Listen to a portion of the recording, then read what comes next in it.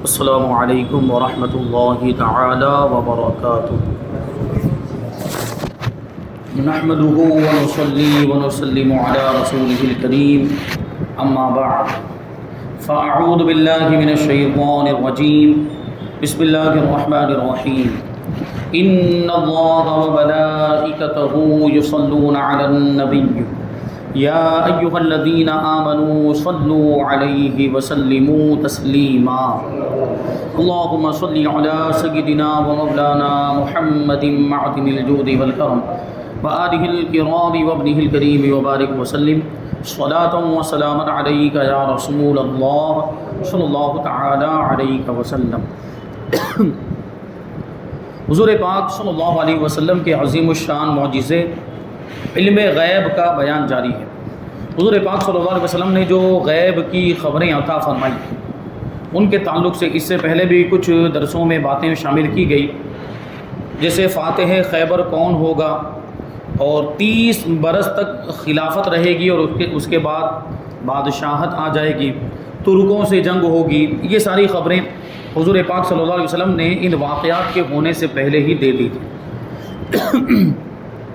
اب ہے ہندوستان میں مجاہدین اسلام، یعنی ہندوستان میں جو مجاہدین اسلام آئے اور یہاں پر اسلام کا پرچم لہرایا، اس کے بارے میں بھی اللہ کے رسول صلی اللہ علیہ وسلم نے سینکڑوں سال پہلے ہی خبر دے دی تھی۔ اس کے بارے میں کہتے ہیں حضور اقدس صلی اللہ علیہ وسلم نے ہندوستان میں اسلام کے داخل اور غالب ہونے کی خوشخبری سناتے ہوئے یہ ارشاد فرمایا کہ میری امت کے 2 گروہ ایسے ہیں کہ اللہ تعالیٰ نے ان کو جہنم سے آزاد فرما دیا ہے۔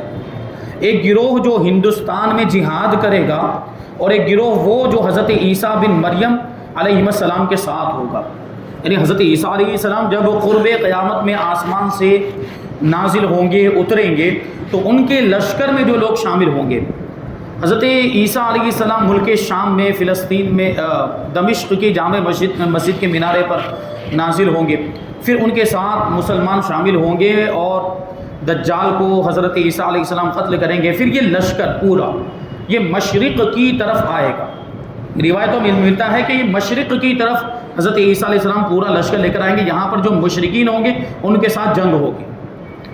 تو مشرکین کون آپ سمجھ گئے ہوں گے۔ تو حضرت عیسیٰ علیہ السلام کے ساتھ مل کر کچھ لوگ ہندوستان پر جب یہ حضرت عیسیٰ علیہ السلام حملہ کریں گے تو اس میں کچھ لوگ شامل ہوں گے۔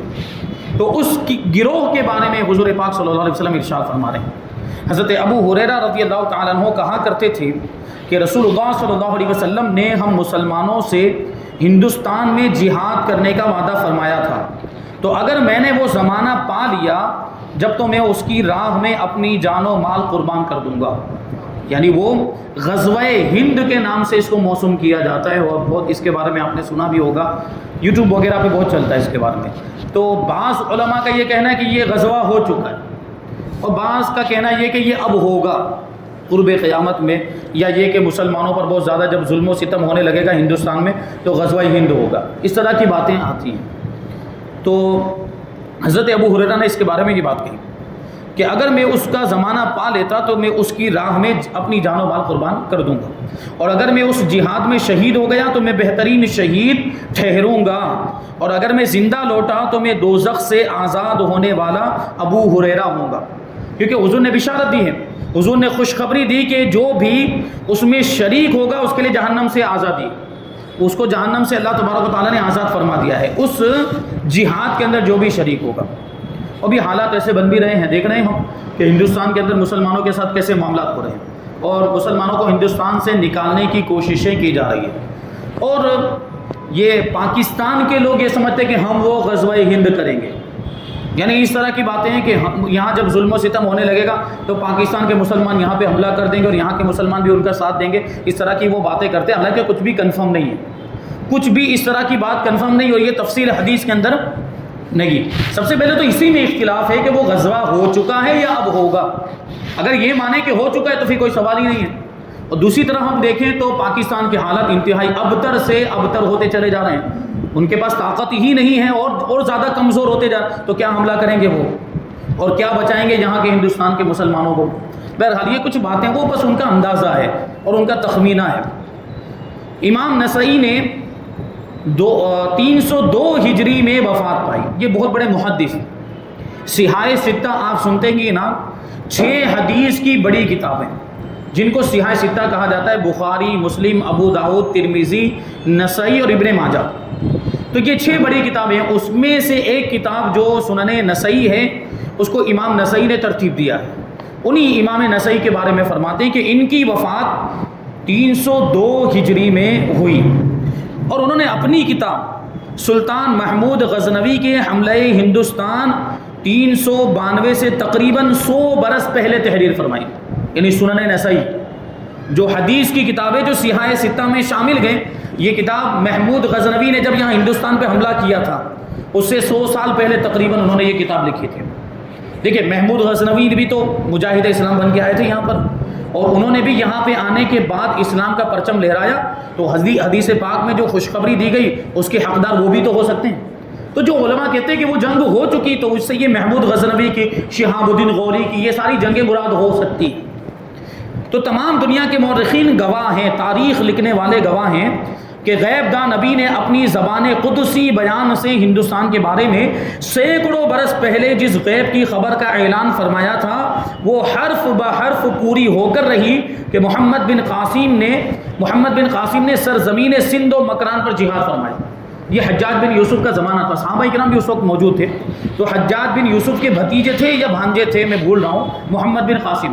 ان کو یہاں پر اس نے جنگ کرنے کے لیے بھیجا تھا، اور حضرت محمد بن قاسم یہاں پر آئے. اور سندھ کا علاقہ جو ابھی پاکستان میں شمار ہوتا ہے، اور راجستھان کا کچھ علاقہ، وہاں پر آپ نے فتوحات کا پرچم لہرایا تھا حضرت محمد بن قاسم.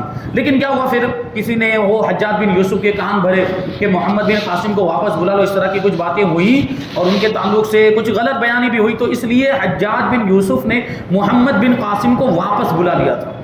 یہ تابعین کا دور تھا اور صحابہ کرام بھی کثیر تعداد میں اس وقت موجود تھے. فرماتے ہیں کہ اگر محمد بن قاسم کو واپس نہ بلایا گیا ہوتا تو وہ ایسے بہادر مجاہد اسلام تھے کہ وہ پورے ہندوستان کو فتح کر لیتے. اتنی اللہ تبارک و تعالیٰ نے شجاعت و بہادری آپ کو دلیری عطا فرمائی تھی. اور محمود غزنوی، شہاب الدین غوری نے ہندوستان کے سومنات و اجمیر وغیرہ پر جہاد کر کے اس ملک میں اسلام کا پرچم لہرایا. یہ جی بادشاہ جو اسلامی بادشاہ تھے، یہاں تک کہ سرزمین ہند میں ناگالینڈ کی پہاڑیوں سے کوہ ہندو کش تک، یہ ہندو کش تو ایک پہاڑ کا نام ہے، ہندو کش، یہ پاکستان اور افغانستان کی سرحد پر موجود ہے. اور ہمالیہ جو پہاڑ ہے اس کے ویسٹ میں یہ واقع ہے، یعنی بالکل ہمالیہ پہاڑ سے متصل. ہمالیہ پہاڑ یہاں ختم ہوتا ہے اور اس کے بعد سے یہ کوہ ہندو کش شروع ہوتا ہے. تو مسلمانوں کی حکومت کہاں سے کہاں تک تھی یہ آپ کو معلوم ہونا چاہیے. اس کے بارے میں فرماتے کہ ناگالینڈ کی پہاڑیوں سے، ناگالینڈ کہاں پر ہے؟ ہندوستان کے مشرق میں واقع ہے، ہندوستان کے ایسٹ میں بالکل کنارے پر، جو آسام اور ناگالینڈ وغیرہ وہ جب وہاں پہ جو بھی یہ ریاستیں موجود ہیں، یہ اسٹیٹس موجود ہیں وہاں پر. تو ناگالینڈ کی پہاڑیوں سے کوہ ہندو کش، پاکستان افغانستان کی بھی بارڈر، سرحدوں کے باہر، اس کے بھی پار، اور راس کماری سے ہمالیہ کی چوٹیوں تک اسلام کا پرچم لہرا چکا ہے. پورے ہندوستان پر اسلامی حکومت رہ چکی ہے. حالانکہ مخبر صادق صلی اللہ علیہ وسلم نے یہ پیشین گوئی اس وقت دی تھی، یہ خبر اس وقت دی تھی جب اسلام سرزمین حجاز سے بھی آگے نہیں پہنچ پایا تھا. مکہ مکرمہ، مدینہ منورہ، طائف اور آس پاس کے علاقوں، یہیں پر اسلام محدود تھا. اس وقت اللہ کے رسول صلی اللہ علیہ وسلم نے یہ خوشخبری دے دی تھی کہ ہندوستان میں بھی اسلام کا پرچم لہرائے گا. تو یہ غیب کی خبر، ان غیب کی خبروں کو لفظ بلفظ پورا ہوتے ہوئے دیکھ کر کون ہے جو غیب داں نبی کے بارے میں اس طرح نذرانہ عقیدت نہ پیش کرے گا؟ جو ہمارے امام نے کہا کہ سر عرش پر ہے تیری گزر، یعنی عرش سے اوپر بھی اگر کوئی جا سکتا ہے وہ ہمارے آقا ہے. اور جبریل بھی رک گئے، سدرۃ المنتہا تک جبرائیل بھی رک گئے. وہ بولے کہ یا رسول اللہ اس سے آگے اگر میں بڑھا ایک قدم بھی تو میرے پر جل جائیں گے جلال الہی کی وجہ سے، لیکن اس سے آگے بھی اگر کوئی گیا ہے تو وہ ہمارے آقا ہے. سر عرش پر ہے تیری گزر، دل فرش پر ہے تیری نظر. یعنی زمین پر کیا ہوتا ہے وہ سب حضور پاک صلی اللہ علیہ وسلم کی نظر میں ہے اور سب حضور پاک صلی اللہ علیہ وسلم ملاحظہ فرماتے ہیں. ملکوت و ملک میں کوئی شے، یعنی چاہے پھر وہ فرشتوں کی دنیا ہو یا اللہ تبارک و تعالیٰ کی حدود سلطنت، اللہ تبارک و تعالیٰ کی تو حکومت ہر ذرے پر ہے، پوری کائنات پر اللہ تبارک و تعالیٰ کی حکومت ہے، تو ملکوت و ملک یعنی فرشتوں کی دنیا ہو یا اللہ تبارک و تعالیٰ کی بادشاہت میں آنے والی ساری چیزیں، وہ تو سبھی آ گیا ہے، پوری کائنات آ گئی۔ ملکوت و ملک میں کوئی شے نہیں وہ جو تجھ پہ عیاں نہیں، یعنی فرشتوں کی دنیا میں ہو یا کسی اور دنیا میں ہو، کوئی بھی ایسی چیز نہیں ہے جو حضور پر ظاہر نہ ہو، ساری چیزوں کو حضور ملاحظہ فرماتے ہیں۔ ملکوت و ملک میں کوئی شے نہیں وہ جو تجھ پہ عیاں نہیں۔ یہ تو ہندوستان کے بارے میں۔ اب جنگ بدر کا ایک بہت اہم واقعہ بیان کرتے ہیں۔ جنگ بدر میں جنگ ہونے سے پہلے ہی حضور پاک صلی اللہ علیہ وسلم نے کفار کے سرداروں کے بارے میں بتا دیا تھا میدان جنگ میں جانے کے بعد کہ کون کافر کہاں مرے گا، کون سا سردار، ابو جہل، عتبہ، شیبہ وغیرہ کے بارے میں۔ اس کے بارے میں کہتے ہیں کہ جنگ بدر میں لڑائی سے پہلے ہی حضور اقدس صلی اللہ علیہ وسلم صحابہ کرام کو لے کر میدان جنگ میں تشریف لے گئے اور اپنی چھڑی سے لکیر کھینچ کر بتایا کہ یہ فلاں کافر کی قتل گاہ ہے۔ لکیر کھینچ کر باقاعدہ نشانی اور علامت بنا کر وہاں پر حضور نے بتایا کہ کل جنگ ہوگی تو فلاں کافر یہاں پہ مرا ہوا ملے گا اور فلاں کافر کا سردار، کافروں کا سردار یہاں پر مرا ہوا ملے گا۔ یہ ہر وہ جو سردار، بڑے بڑے سردار تھے، ان کی بات، کافروں کے جو بڑے بڑے سردار، ان کے بارے میں حضور نے نشاندہی فرما دی تھی کہ کل یہ کافر یہاں پہ مرا ہوا ملے گا۔ یہ ابو جہل کا مقتل ہے، یعنی یہ ابو جہل کے قتل ہونے کی جگہ ہے اور اس جگہ قریش کا فلاں سردار مارا جائے گا۔ اس طرح حضور نے ساری باتیں بتائی۔ صحابہ کرام کا بیان ہے کہ ہر سردار قریش کے قتل ہونے کے لیے آپ نے جو جو جگہیں مقرر فرما دی تھی، اسی جگہ اس کافر کی لاش خاک و خون میں لتھڑی ہوئی پائی گئی۔ یعنی جو جگہ حضور نے کہ یہاں ابو جہل، بالکل اسی جگہ پر علامت اور نشاندہی کے مطابق اسی جگہ پر ابو جہل کی لاش ملی۔ عتبہ کے بارے میں فرمائے تو اسی جگہ پر نہ ایک انچ آگے نہ ایک انچ پیچھے، بالکل اسی مقام پر جہاں حضور نے لکیر کھینچ کر بتایا تھا، عتبہ کی اور شیبہ کی لاشیں بھی ملی۔ وہ شاعر نے یہی تو کہا ہے کہ کہاں مریں گے ابو جہل و عتبہ و شیبہ، کہاں مریں گے ابو جہل و عتبہ و شیبہ، کہ جنگ بدر کا نقشہ حضور جانتے۔ جنگ ہونے سے پہلے ہی حضور جان رہے ہیں کہ کہاں کون مرنے گا۔ یہ علم غیب ہے کہ نہیں؟ ہم کو کیسے پتا چلے گا اگر ہم اور آپ اس طرح ہم سے کوئی سوال پوچھ لے کہ کل کیا ہونے والا ہے، کل کون کہاں جائے گا، کہاں آئے گا، اور کل کس کا انتقال ہونے والا ہے اور کس کا کہاں پہ انتقال، ہم نہیں بتا سکتے۔ لیکن حضور پاک صلی اللہ علیہ وسلم غیب داں نبی ہیں، حضور جانتے ہیں کہ کل کون مرنے والا ہے، کہاں مرنے والا ہے، ساری باتیں اللہ تعالیٰ نے حضور کو بتا دی۔ تو یہ حضور پاک صلی اللہ علیہ وسلم کا علم غیب، اور یہ مسلم شریف کی حدیث کے اندر موجود ہے۔ مسلم شریف کی حدیث غزوہ بدر کا جو بیان ہے اسی میں یہ روایت موجود ہے۔ اب ایک اور بات یہاں پہ کہ حضرت بی بی فاطمہ رضی اللہ تعالی عنہ کی وفات کب ہوگی، تو یہ بھی حضور نے پہلے بتا دیا تھا۔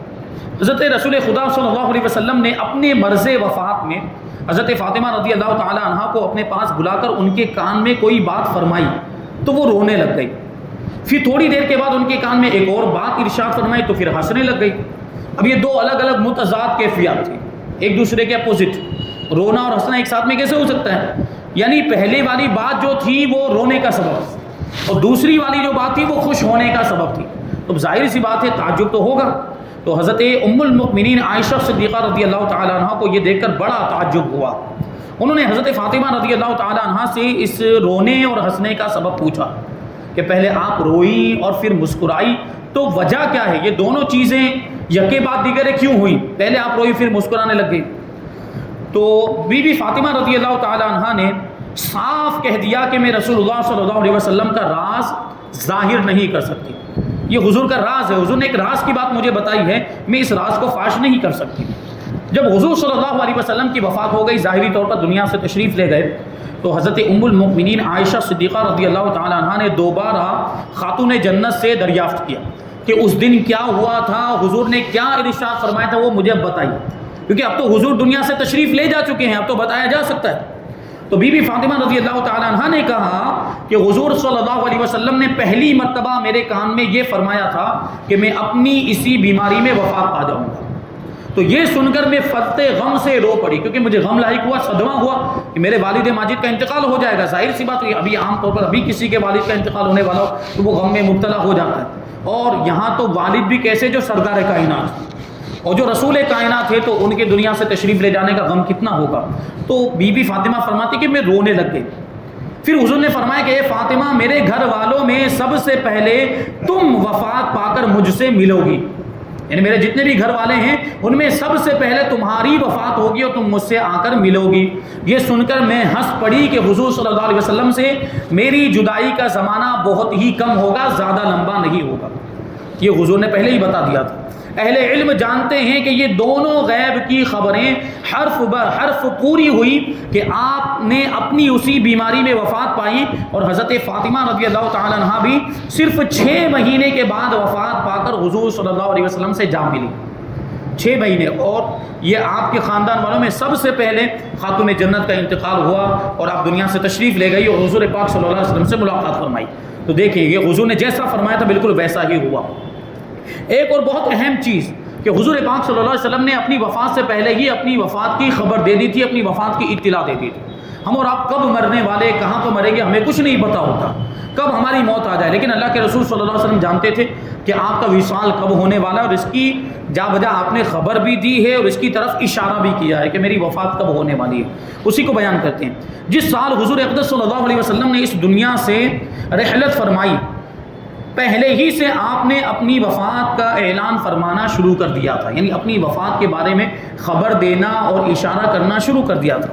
چنانچہ حجۃ الوداع سے پہلے ہی، یعنی جو آخری حج حضور نے فرمایا اس کو حجۃ الوداع کہا جاتا ہے. تو حجۃ الوداع سے پہلے ہی حضور اکرم صلی اللہ علیہ وسلم نے حضرت معاذ ابن جبل کو یمن کا حاکم بنا کر روانہ فرمایا. تو ان کو رخصت کرتے وقت آپ نے ان سے فرمایا کہ اے معاذ اب اس کے بعد تم مجھ سے نہ مل سکو گے، جب تم واپس آؤ گے تو میری مسجد اور میری قبر کے پاس سے گزرو گے. اب یہ دیکھیے حضور پاک صلی اللہ علیہ وسلم نے اپنی وفات سے پہلے ہی اپنی وفات کی اطلاع دے دی تھی اور خبر دے دی تھی کہ میرا انتقال ہونے والا ہے، میرا وصال ظاہری ہونے والا ہے. اسی طرح حجۃ الوداع کے موقع پر جب کہ عرفات میں 1,25,000 سے زائد مسلمانوں کا اجتماع عظیم تھا، آپ نے وہاں دوران خطبہ ارشاد فرمایا کہ شاید آئندہ سال تم لوگ مجھ کو نہ پاؤ گے. اسی طرح مرض وفات سے کچھ دنوں پہلے آپ نے ارشاد فرمایا کہ اللہ تعالیٰ نے اپنے ایک بندے کو یہ اختیار دیا تھا کہ وہ چاہے تو دنیا کی زندگی کو اختیار کرے اور چاہے تو آخرت کی زندگی قبول کر لے. تو اس بندے نے آخرت کو قبول کر لیا. یہ سن کر حضرت ابو بکر صدیق رضی اللہ تعالیٰ عنہ رونے لگ گئے. حضرت ابو سعید خدری رضی اللہ تعالیٰ عنہ کہتے ہیں کہ ہم لوگوں کو بڑا تعجب ہوا کہ آپ تو ایک بندے کے بارے میں یہ خبر دے رہے ہیں، کسی بھی بندے کے بارے میں حضور یہ خبر دے رہے ہیں. تو اس پر حضرت ابو بکر رو رہے ہیں، تو یہ رونے کا کیا موقع؟ دیکھیے ابو بکر صدیق رضی اللہ تعالیٰ عنہ بچپن سے حضور کے دوست، حضور کے انداز گفتگو کو جانتے تھے کہ حضور کس انداز میں گفتگو کرتے ہیں تو اس کا کیا مطلب نکلتا ہے، اور حضور کی اس گفتگو کا مطلب سیدنا صدیق اکبر سمجھ گئے تھے، اس لیے رونے لگ گئے. حضرت ابو سعید کہتے ہیں کہ ہمیں سمجھ میں نہیں آ رہا تھا کہ ابو بکر کیوں رو رہے، یہ کون سا رونے کا موقع ہے. مگر جب حضور صلی اللہ علیہ وسلم نے اس کے چند ہی دنوں کے بعد وفات پائی تو ہم لوگوں کو معلوم ہو گیا کہ وہ اختیار دیا ہوا بندہ کوئی اور نہیں بلکہ حضور پاک صلی اللہ علیہ وسلم ہی تھے. اور حضرت ابوبکر صدیق ہم لوگوں میں سب سے زیادہ علم والے تھے، کیونکہ انہوں نے ہم سب لوگوں سے پہلے یہ جان لیا تھا کہ وہ اختیار دیا ہوا بندہ خود حضور صلی اللہ علیہ وسلم ہی ہے. اب ایک اور واقعہ ہے، حضرت انس رضی اللہ تعالیٰ عنہ کا بیان ہے کہ نبی پاک صلی اللہ علیہ وسلم ایک دن حضرت ابو بکر، حضرت عمر، حضرت عثمان رضی اللہ عنہم کو ساتھ لے کر احد پہاڑ پر تشریف لے گئے. اب احد پہاڑ پر جب حضور تشریف لے گئے تو خوشی کے مارے، پہاڑ بھی دیکھیں بے جان چیزیں بھی حضور کو جانتی پہچانتی، تو وہ پہاڑ خوشی کے مارے ہلنے لگ گیا، حرکت کرنے لگ گیا، اس میں زلزلہ آ گیا. تو حضور پاک صلی اللہ علیہ وسلم نے ایک ٹھوکر ماری، پاؤں کی ایک ٹھوکر ماری اور ارشاد فرمایا اے احد ٹھہر جا اور یقین رکھ کہ تیرے اوپر ایک نبی، ایک صدیق ہے اور 2 شہید ہیں. یعنی حضرت عمر اور حضرت عثمان کی طرف اشارہ کرتے ہوئے حضور نے فرمایا کہ 2 شہید موجود، کہ نبی اور صدیق کو تو ہر کوئی جانتا ہے، یعنی نبی تو خود حضور پاک صلی اللہ علیہ وسلم اور صدیق حضرتین سیدنا صدیق اکبر ابو بکر رضی اللہ عنہ، اور 2 شہید اب رہ گئے. تو وہ کون تھے وہاں پر اس وقت؟ تو موجود حضرت فاروق اعظم اور حضرت عثمان غنی. یہ حضور نے پہلے ہی ارشاد فرما دیا تھا کہ یہ دونوں شہید ہونے والے ہیں، یہ دونوں یعنی فاروق اعظم اور عثمان غنی یہ شہید ہونے والے. تو فرماتے کہ نبی اور صدیق کو تو سب جانتے تھے، لیکن حضرت عمر اور حضرت عثمان رضی اللہ تعالیٰ عنہما کی شہادت کے بعد سب کو یہ بھی معلوم ہو گیا کہ وہ دو شہید کون تھے، یعنی حضرت عمر اور حضرت عثمان، کہ ان کی جو وفات ہوئی وہ شہادت کے ذریعے ہوئی، انہوں نے شہادت کا مرتبہ پایا ہے۔ تو دیکھیے احد، ایک تو دیکھیے یہاں پر یہ غیب کی خبر بھی حضور دے رہے ہیں کہ آئندہ وہ شہید ہونے والے ہیں، یہ تو آئندہ کی خبر، آئندہ ہونے والا واقعہ مستقبل میں، وہ ان کے زمانہ خلافت میں یہ واقعہ پیش آیا، اور حضور پاک صلی اللہ علیہ وسلم نے اپنی حیات ظاہری میں ہی اس کی خبر دے دی، یہ حضور کا علم غیب۔ اور دوسرا ایک معجزہ بھی اس میں یہ ظاہر ہوا کہ ایک تو یہ کہ پہاڑ بھی حضور سے محبت کرتا ہے، احد پہاڑ، حضور نے اسی پہاڑ کے بارے میں ارشاد بھی فرمایا تھا کہ احد یہ ایسا پہاڑ ہے جس سے ہم محبت کرتے ہیں اور وہ ہم سے محبت کرتا ہے، یہ وہ پہاڑ اتنا مبارک پہاڑ۔ اور ابھی ایک نیوز میں آیا ہے، میں آپ کو بتاتا چلوں کہ اس پہاڑ کو اکھاڑنے کی کوشش چل رہی تھی، معاذ اللہ، اس پہاڑ کو بالکل ہٹا کر اس کو وہاں پہ چٹیل میدان کرنے کی کوشش جاری ہے، مطلب پتہ نہیں کیا ان کا مقصد ہے۔ یہ اتنا مبارک اور اتنا مقدس پہاڑ ہے، یہ اسلام کی نشانی، اور ایک بہت بڑی جنگ اس کے دامن میں ہوئی جس کو جنگ احد کہا جاتا ہے۔ اسلام کی تاریخ اس پہاڑ سے وابستہ ہے۔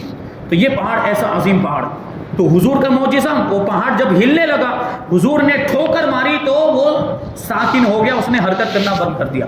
ہمارے امام اسی کے بارے میں کہتے ہیں کہ ایک ٹھوکر میں احد کا زلزلہ جاتا رہا، ایک ٹھوکر میں احد کا زلزلہ جاتا رہا، رکھتی ہیں کتنا وقار، اللہ اکبر ایڑیاں، حضور نے ایڑی ماری تھی، یہ ایڑی، اب اتنا بلند و بالا پہاڑ، تقریباً 14 کلومیٹر کے وہ رقبے میں پھیلا ہوا پہاڑ ہے وہ، اور کتنا اونچا ہے، سینکڑوں فٹ اونچا وہ پہاڑ ہے۔ اب سوچیں آپ کہ ہم سے تو ایک بڑا پتھر ہو وہ نہ ہلے، ہم اس کو ٹھوکر مارے تو، لیکن حضور پاک صلی اللہ علیہ وسلم نے ایک ٹھوکر ماری تو ہلتا ہوا اتنا بڑا احد پہاڑ بھی پرسکون ہو گیا اور اس نے حرکت کرنا بند کر دیا۔ ایک ٹھوکر میں احد کا زلزلہ جاتا رہا، رکھتی ہیں کتنا وقار، اللہ اکبر ایڑیاں۔ اب اس کے بعد ہے حضرت عمار کی شہادت کے بارے میں جو حضور نے خبر دی تھی، اور حضرت عثمان غنی رضی اللہ تعالیٰ عنہ کی آزمائش کے بارے میں، حضرت علی کی شہادت کے بارے میں، اور بھی بہت ساری باتیں ہیں، انشاءاللہ ان ساری باتوں کو ہم آئندہ درس میں شامل کریں گے۔ اللہ تبارک و تعالیٰ کی بارگاہ میں دعا ہے کہ جو کچھ بھی بیان ہوا اس پر ہم سب کو عمل کرنے کی توفیق عطا فرمائے، حضور پاک صلی اللہ علیہ وسلم کی سچی پکی محبت ہم سب کے دلوں میں پیدا فرمائے، مذہب اہل سنت و جماعت مسلک اعلیٰ حضرت پر ہم سب کو قائم و دائم رکھیں، اور اسی پر ہم سب کا خاتمہ فرمائے۔ وما علینا الا البلاغ۔